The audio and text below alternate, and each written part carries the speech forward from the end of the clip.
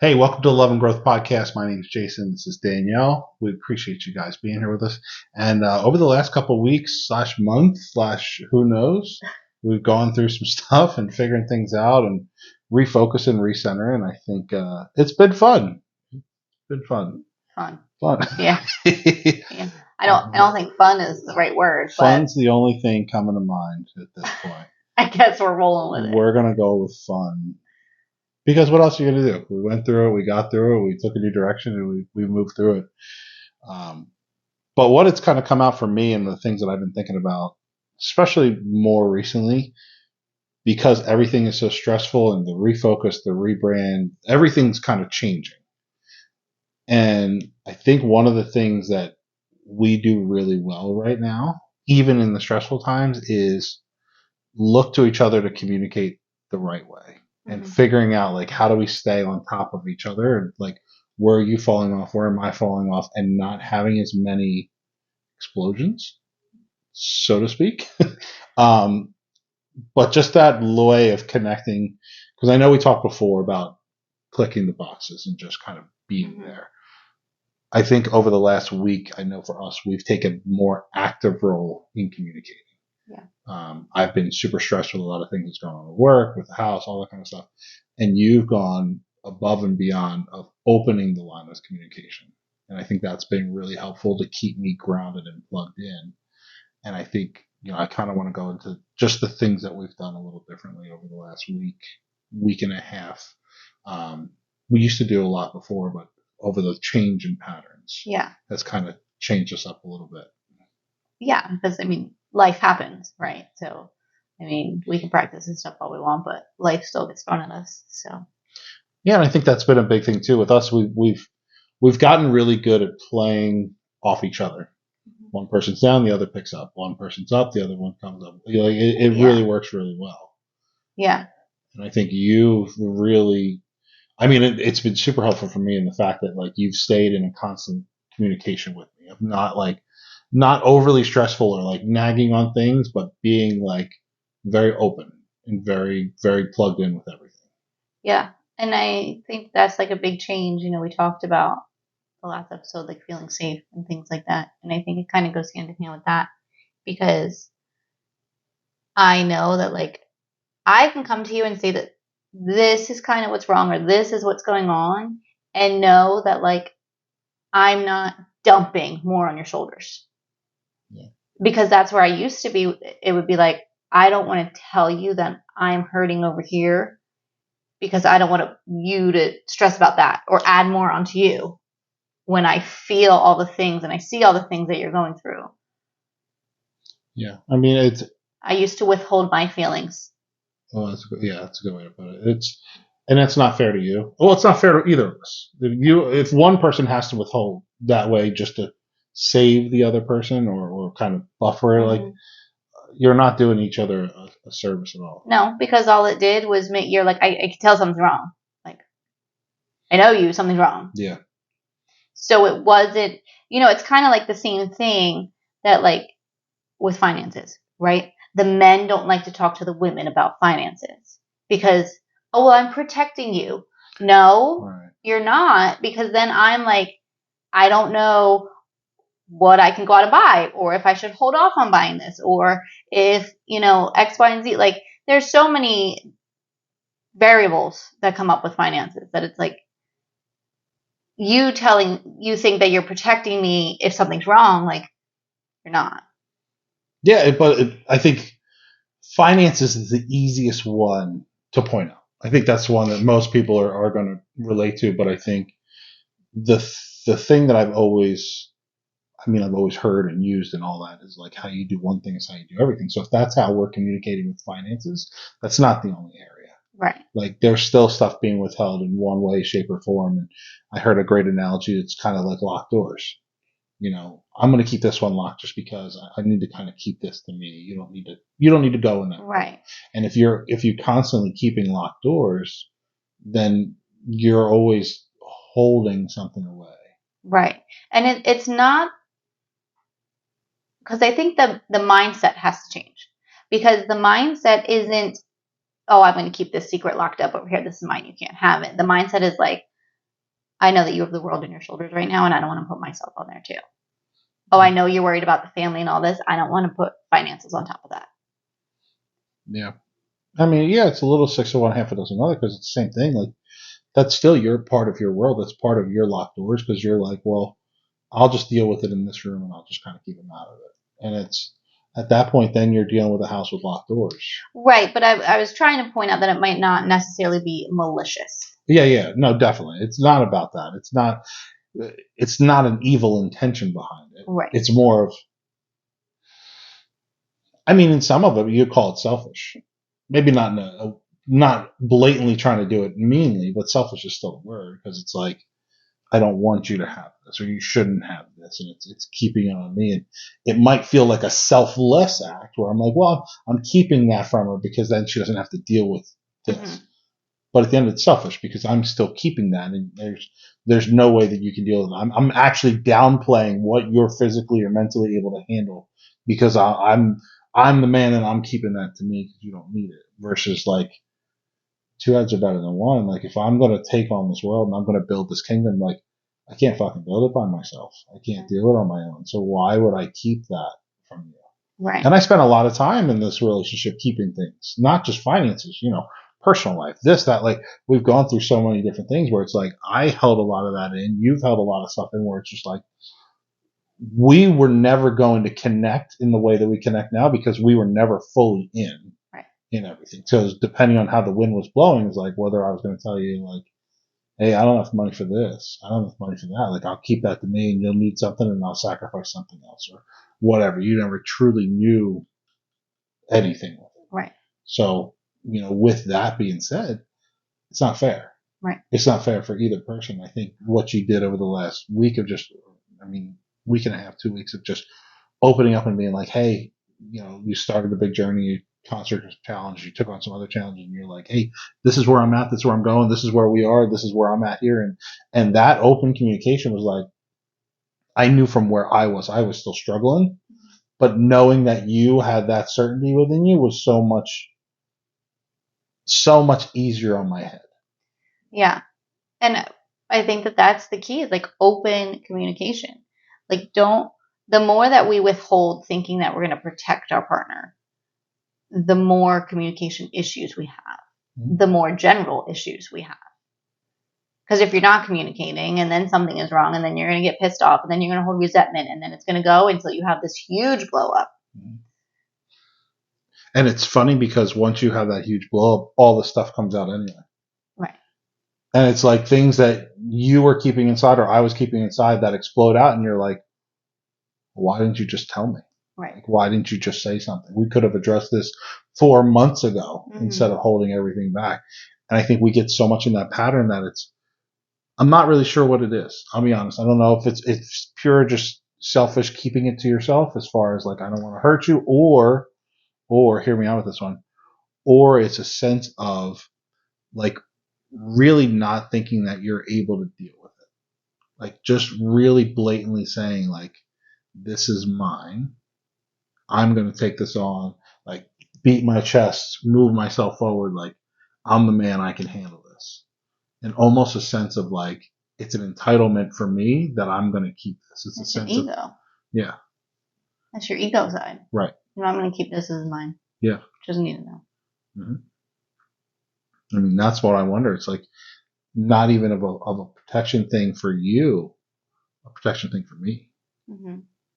Like, I hold this in my hand and I deal with this and I put this on me. And whether it's right, it's wrong, it's whatever. Like, if I'm always constantly one-upping my wife or you in this scenario where it's like, it's never going to move forward because I'm always trying to keep one door closed. It's like I'm walking you through this door, but I'm trying to hold the key with this one shut. And I think until we got to the point where we were both like, here's the keys, here's the doors, like, this is where we're at, this is what we're doing. And I think we just went through that with our last goal setting session, was just like tearing down everything to just be like, this is where we're at. Yeah. This is working, this isn't working, this is working, this isn't working, this is me. And then, both of us coming to the table and going, I get it. Like, I get it.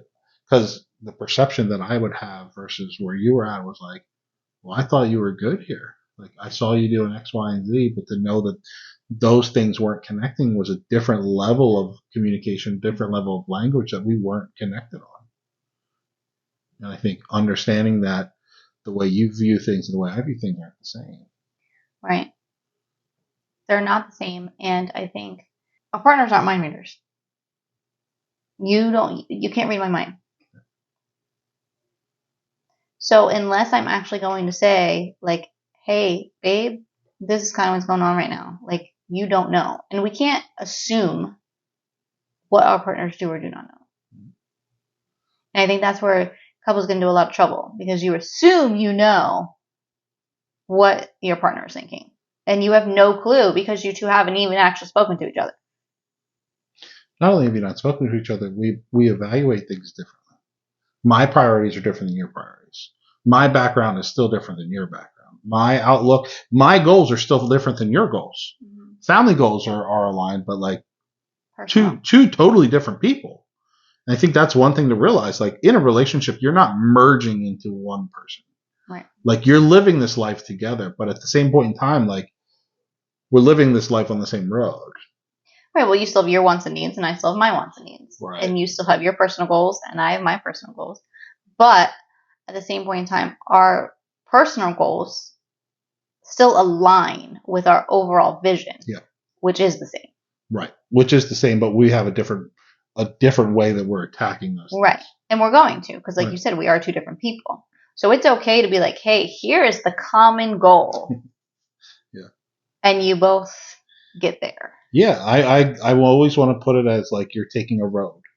Like I'm driving in a car, you're driving in a car, but we are driving on the same road going to the same destination. Mm-hmm. You know, you might have more potholes than I do. I might have more potholes than you do, but at the end of the day, like we're driving on the same road together and we're choosing to take that drive.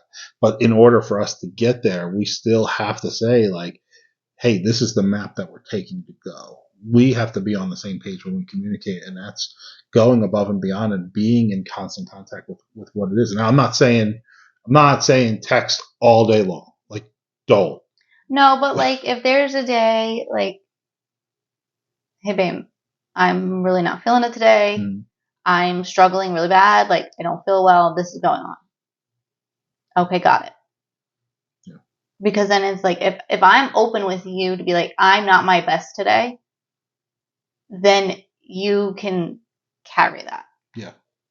And vice versa. If you come to me and say, I'm not my best today, I got you. Like that's how it works. Right. And I think there's got to be an understanding behind it where it's like, okay, but I need you to step up. I need you to go. And being able to have that conversation is a tough one.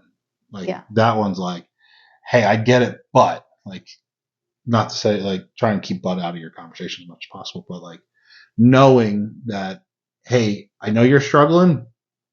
These things still need to get done. Mm-hmm. I know you're struggling. This, and this needs to happen. Or X, Y, and Z is happening right now. Can you pick this up?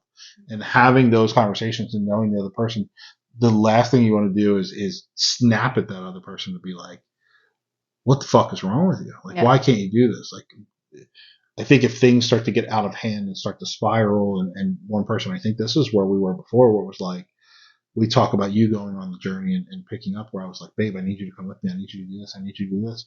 And you weren't ready to do it. And it got to the point where it's like, I just want you to come with me. And then I got to the point where I was so overloaded where it was just like, I was doing this and I was doing that and running the business and doing that. And I was just like, not to downplay all the stuff that you do, but it was we were so out of alignment in that position where I was just like, babe, something's got to change. Mm-hmm. And I think I think we both felt it. And you stepping up in that thing is almost to the point where I feel it's not to the extreme, but I feel that flip now where I'm so gung ho and recentering and rewriting, doing all this type of stuff.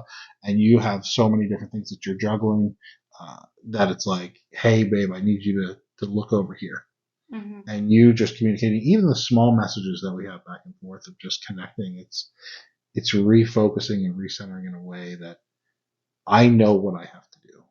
You know what you have to do. And it's that that checks and balance, like, hey, I'm still here. Yeah. I think, like, I mean, even we just had a board meeting the other day, and it was a good one. Like, there was a lot that we mapped out. There was a lot that we went through. There may or may not have been some tears at the table. But ultimately, when we left, we were aligned. We were aligned. We were synced. We knew our business plan. We knew what we were going to go attack, and we've been able to attack it. Right. It doesn't always happen that way. Like, no, sometimes the tears are not good tears. Sometimes there's a fuck you. I'm done. I'm not talking to you anymore. We can leave now. right, and that's okay. Like, this isn't a sitcom. Like, we're not done in 30 minutes and like, oh, everything's great. We learned our lesson. Like, sometimes shit sits. And then we have to pick it back up again and realize that just because we collide like that doesn't mean it's the end of anything. It doesn't mean you give up. It just means, okay, we're no longer productive in this state. Like, let's let it cool down. Let's revisit it again. If you have to have another one the next day or the day after when people settle down and start to think clearly, then you do it.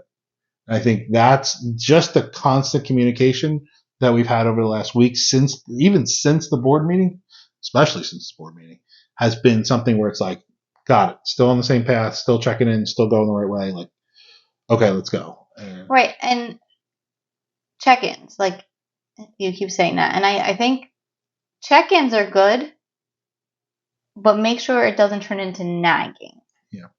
Because, like, if I'm going to check in with you, I'm going to just, like, maybe text you once and be like, hey, how's X, Y, and Z that you were working on? Okay.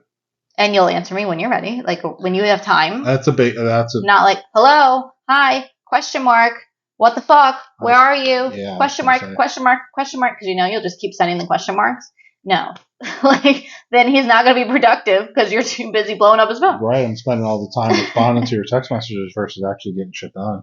And I think that's a good one to bring up because I was thinking about that too, because it's like, being able to understand, and some people work from home, some people have their jobs, some people have everything. I know that everybody's life is structured different. So, like, being able to be understanding in the sense that, just because you text doesn't mean I'm going to text right away. Just because I don't answer right away, it doesn't mean shit's going sideways or something's else. But I think that idea comes from building trust for the foundation of it, though.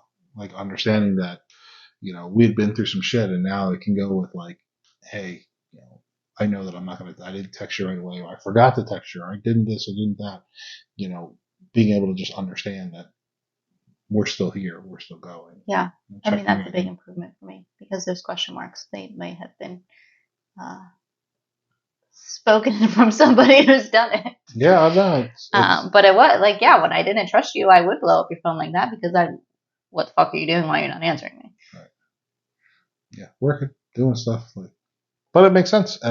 But everybody comes from a different background with that too, because you don't know how other people were raised either. Like, you don't know the level of communication. You also don't have, if you don't establish an expectation of those types of things, like, hey, I am working from 1 to 5. Like, I will text you on my break, or if I go to the bathroom at any given time, like, I'll shoot you a quick text. And then both people know and understand, like, 1 to 5, blocked out. Right. 9 to 1, blocked out. Whatever it is, being open with each other and knowing that, and just having the understanding, and building to the level of flexibility where it's like, hey, if you text me, I'm going to get back to you. Unless it's emergency, like, you guys also need to put in place, like, there's an emergency. Right, like, if I call 3 times, you pick up your phone. Right. If that keeps happening, it's like, oh, something's going on. Right. And I think that's a big thing. But that's also, again, you have to be able to express that. Right, that's also a line of communication. Right. Hey, if one of us calls each other 3 times, you pick up because there's an emergency. There's a problem. Or, hey, if I know when your calls are scheduled. So, hey, if you're on a call, I'm not going to bother you. But there's also,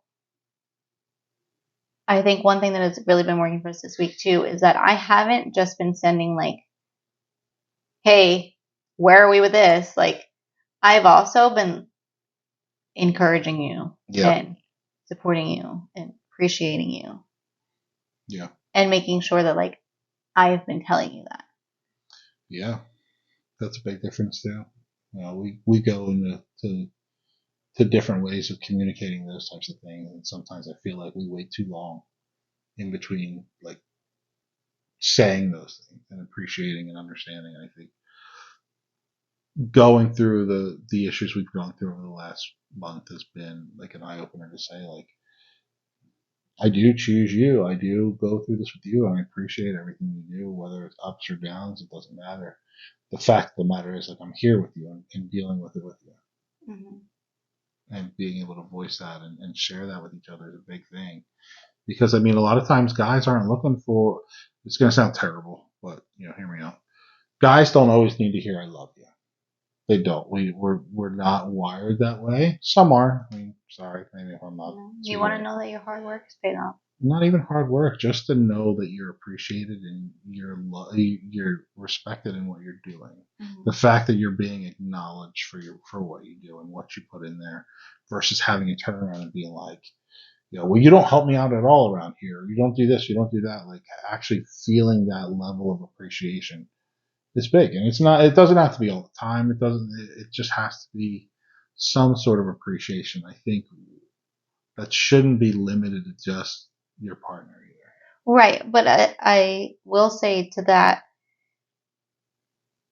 women aren't like that. So for women to be like, oh, I need to let him know he's appreciated, like, we have to consciously do that. Right. Because it's not something that we subconsciously do. Yeah. That's the difference between man and woman. Like, that's just what it is. Mm-hmm. You guys function off of, I want respect, Mm-hmm. and we're like, we want love. So right. You have to learn how to kind of talk to each other in that sense. Mm-hmm. And understand, like, hey, if I need to consciously, like, I love you, I appreciate you, you're doing a good job, like, then put a reminder and do something that you're going to remember to do that. Yeah. Send an appreciation message once a week, twice a week, whatever it is. Put it in your phone, remind yourself. Whatever you have to do to really connect and let them know, like, you're there. Because I think especially with the chaos that's going on in society today and all the doom and gloom that's on social media and the news and all the other bullshit that's out there, and everybody wants to talk about that, showing that you really appreciate other people and gratitude for other people, and reaching out and having just the simple act of reaching out is something that, you're not talking about, a heart on a post. You're not talking about a like of a story. You're talking about physically, like, writing a message and voicing appreciation, or calling the person and saying something. And I think us going deeper into that level of connection has been big, and understanding that we're like, I know it's hard, but we can keep going. I know it's hard, but we can keep doing this. So regardless of how tough things are, I know that you're there. And that wasn't always that way. No. So, it's been a big transition for us. It's been a big growth pattern for us that we've used pretty consistently now, where it's like, we've gotten real heavy into it the last 2 weeks. Like, we were doing a lot before everything went to chaos. And then getting back to it with the new focuses has been like almost like a game changer. Yeah. And it's a big difference, because it's not like we could be at rock bottom, and I'm going to be here and I'm going to tell you I got you. Yeah. And I'm going to be there with you the whole way. Instead of like, oh, we hit rock bottom. Like, well, what the fuck? What did you do to us? Why are we here? Like, kick him while he's down. Okay. Yeah. No, like, it goes so much further when you're just there with your partner. Yeah. It's true. I mean, because it's not like I don't know when we're at rock bottom. It's not like I'm oblivious to the fact. Like, so to have those things pointed get berated. out. Like, yeah. It does nothing to help you get back up. Mm-hmm. No, if anything, it pushes you further, because I know for me, when we went through it, and it was like, we struggled really hard in different areas, and we were struggling, and I knew we were struggling, and I was pushing and doing things to have you keep going after him. Didn't just it wasn't a motivator. Definitely wasn't a motivator. Not only did it push me deeper into it, it pushed me into what I felt was isolation. It felt like I was just purely alone because I didn't have you either. So it's just like, okay, I'm fighting this fight for what?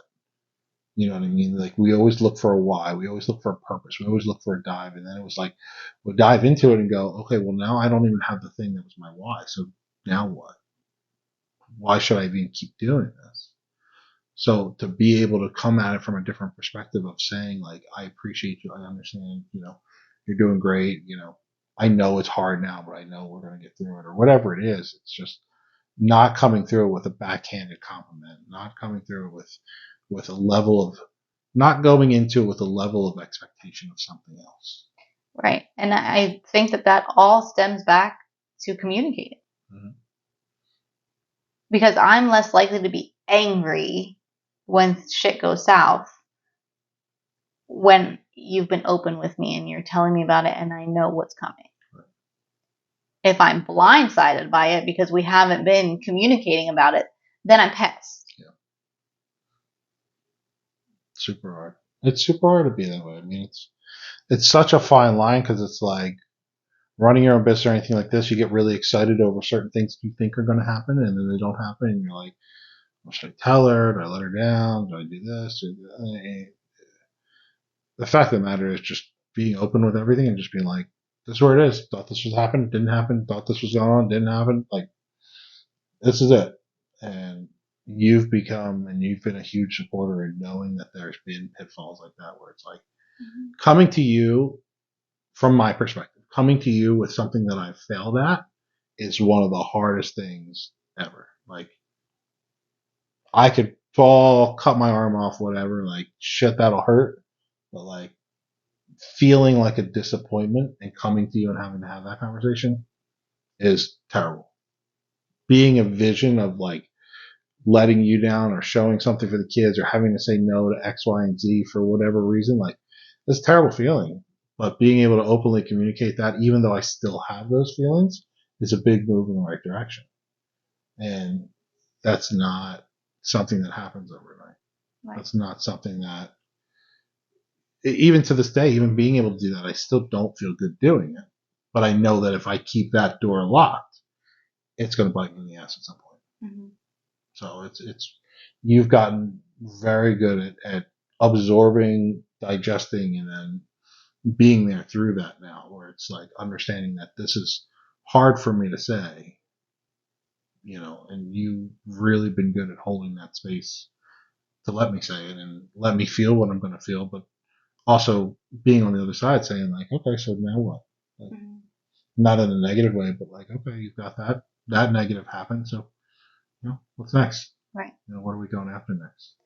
Yeah. Because I mean, that's really the feminine's role, right? Mm-hmm. We're supposed to be soft and nurturing and allow you to come to us. Like, I have to be open and trusting for you to be open and trusting. Mm-hmm. Yeah. And once you feel safe that even though you inside feel like a disappointment, can come to me and know I'm not going to look at you like that, creates that safe space that you can do that. Yeah. And that's what I was going to say. Like, it's hard to do that because that's a vulnerability thing that you have to attach an emotion with a vulnerability. And you're like, this feels terrible. Like, right. Why would I want to share this with anybody?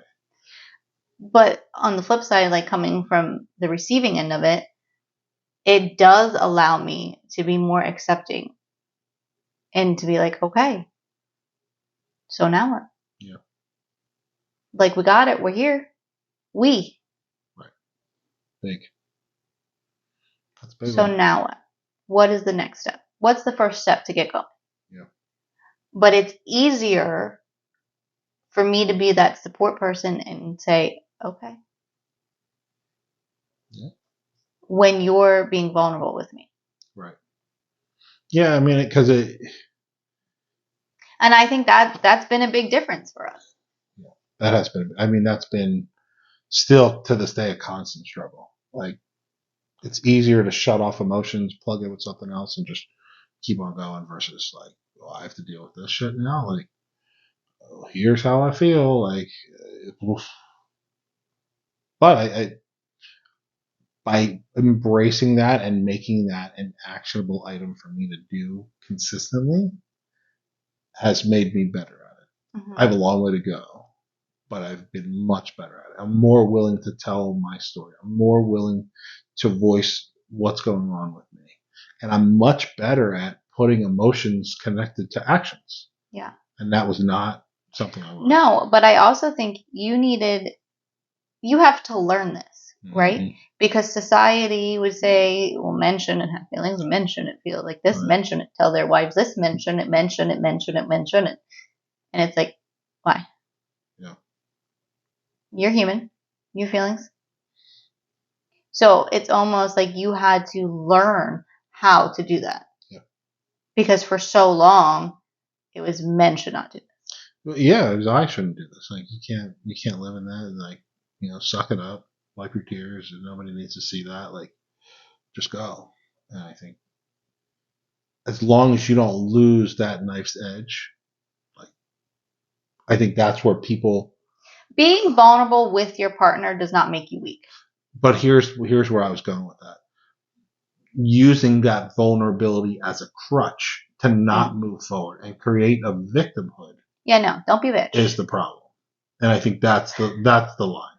Yeah. That's the line. I mean, that's the honest truth where it's like, you could be overly vulnerable because at that point you've made yourself a victim, and then now you're going to constantly live in that world. Right. And if your partner's not strong enough to be like, dude, shut the fuck up, like, it's a problem. Yeah. And you're going to make it a problem because, let's face it, society rewards victimhood in this day and age. Yeah. Whenever you're listening to this, like, hopefully it's different, but that's what it is now. Mm-hmm. The loudest voice is going to get the most attention. It's going to be the most pain in the ass. You can be offended over everything, and you can be the victim of this, that, and the other thing, and it's bullshit. Right. But at the end of the day, if I keep my sword sharp and you stand with me and just say, hey, okay, what's next? Where are we going next? Like, we can game plan from that. We can understand that I'm in a down point, but we can have the communication to actually move forward, not just stick in that cul-de-sac of shit. Right. And I think that's been big, and I think that's something I want people to really, really take into consideration, that being vulnerable, but being vulnerable together in a sense of productivity versus victimhood is going to be a big key. Yeah, and that's what I mean. Is like, aside from victimhood, like, I'm not talking that scenario, but I'm saying, like, men in general, to come and be vulnerable with your partner. It's okay. It doesn't make you weak. And that's the point that we're trying to get across, right? Because since you're being open and vulnerable with me, it has allowed me to hold that space for you. It has allowed me to be like, all right, I got you. We're here. We've gone through it. How are you going to get us out?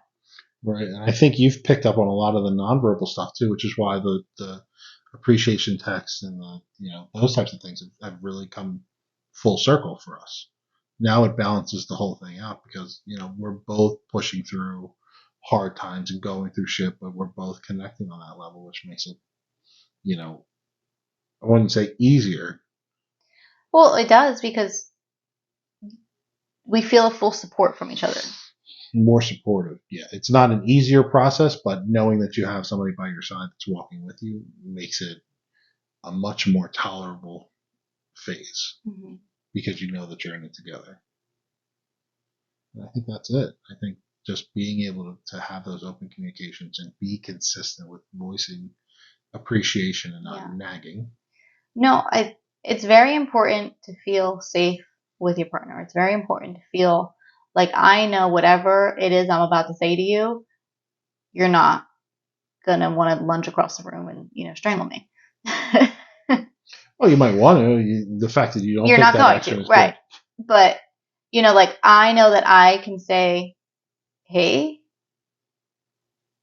then, I don't know, I can't think of an example right now, but, like, throw something at you that I know is not going to go well. Yeah. But that it has to be said. Yeah. And I know I can do that and not get my head bit off. That's where, like, I feel I can bring anything to you. That's where I feel safe, because that's where that raw and honest communication that will give you this connection come from. Yeah. That was really long and roundabout. Sorry. No, I hear we go. No, I get it though, but that's that's the underlying tone, just being that way. And I think it takes practice, it takes work, and it takes the ability to get there. It takes a lot of work. It takes a lot of conscious work. Yeah, it's not it's still not a complete natural thing for us either. Even after all these years of practicing, there's still times where I just want to motherfuck you and we'll move on. But it's still like where you said, like literally this past week or two, where we've had shit happen and we've just. I think it's actually been different for us. I was going to say it actually feels deeper of a connection over the last bit of time because we've addressed it differently. We've set standards differently. We've set expectations differently, and we've built a level of trust through all the meetings and the date nights that has been deeper. Right now feels like even if the world is crumbling around us, like that's fine. Yeah. Yeah, it doesn't change what we're doing. Yeah, it doesn't change us. We're still right here. Mm-hmm. And I think, if the world crumbles down, then the world crumbles down. Yeah. I'm not worried about it. Right. Because of where we have gotten us to. Right. That's tough. I mean, that's a long road. There's a lot of bumps, a lot of hiccups, but it's possible. Mm-hmm. And I think it's possible if you want to actually work for it and push for it and get there. Yeah. But, we know that both people don't always work at the same pace. We've been through that. Yeah. So to know that even in that situation, it's still possible. But I think it's something where if you haven't experienced it yet, like really make it a priority to start to communicate more. Mm-hmm. Sending a message every day of just gratitude and appreciation and support, not just I love you, say it back. Right. Just having that back and forth. Just start there and just see where it goes. Yeah. Be consistent with it. Pick out the days of the week that you want to send it. Don't do it every day. There's no need to do it every day. It's just if you're going to do it if you're going to do it every day, pick a different concept every single day. Right. Appreciate somebody for X, Y, and Z. Then appreciate them for A, B, and C. Right. Don't just repeat it every day and make it like, here, check the box. Right. It's not sincere. Like the point is that you want to be sincere. Like I can send you all those messages right now because right now I am in that state of gratitude. Yeah. Because you did bring me everything. Mm-hmm. And it's like, okay, like we can do this then. Yeah. Yeah, it's big. Anything else that you got for this? Anything else you want to communicate? You're such a nerd. Deal with it. Doesn't matter. All right, you're my nerd. Yeah, that's true. I'm some nerd. So, with that being said, please start communicating. Start sending those messages. Just be grateful for each other. You might not like each other right now. I don't know what you're going through. I don't know where you're at. But if you guys are doing this life together, like, fucking do it. And just appreciate the other person and let them know. Because I think just that small act of kindness, that small act of connection, it's going to be more than you know to the other person. Vulnerable, be appreciative. That's it. So, thank you so much for joining us today. If you haven't checked out p4connection.com, the coaching group is live. Everything's going awesome in there. Super excited. So, p4connection.com. I'll leave the link to the coaching group website in the description of this video or audio, wherever you're listening to us. And make sure that you're following us, subscribe, like, leave a comment. Make sure you're hitting us up on social media, Love and Growth Podcast. Send us a DM. We love hearing your information. Love hearing what you guys are taking away from these, especially the big takeaways and the actions you're taking. We love to hear what you guys are doing and winning with it all. Yeah. Until then, we'll see you next time. Love you. Love you. See you later. Bye.